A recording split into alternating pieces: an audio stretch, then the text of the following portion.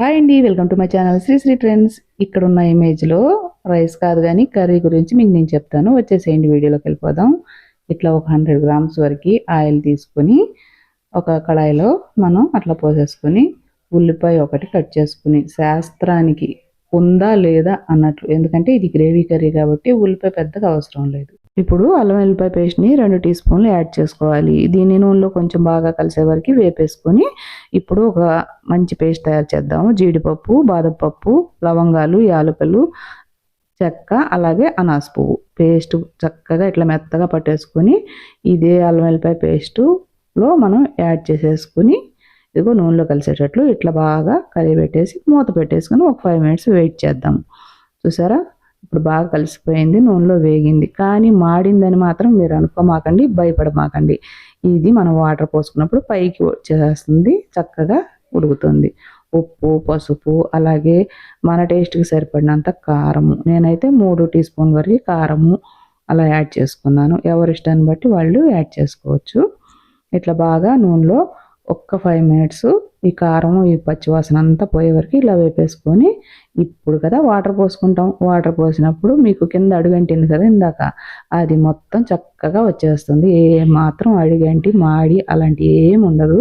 Paste కదండి, కొంచెం అడుగంటిద్ది అంతే.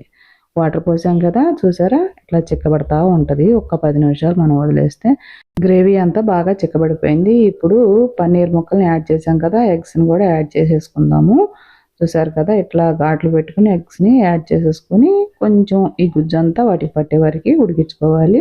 పచ్చిమిరపకాయలు ఇట్లా కట్ చేసుకొని వేసేసుకొని ఒక్క 10 మినిట్స్ వెయిట్ చేస్తే కూర రెడీ అయిపోతుంది. ఇప్పుడేనండి అసలైన సువాసనలు. కసూరి మేతి యాడ్ చేసుకున్నాము. అస్సలు ఆ వాసనకి ఎప్పుడెప్పుడు తినేలా అనిపించింది. ఇది ఫ్రెష్ క్రీమ్ అనమాట.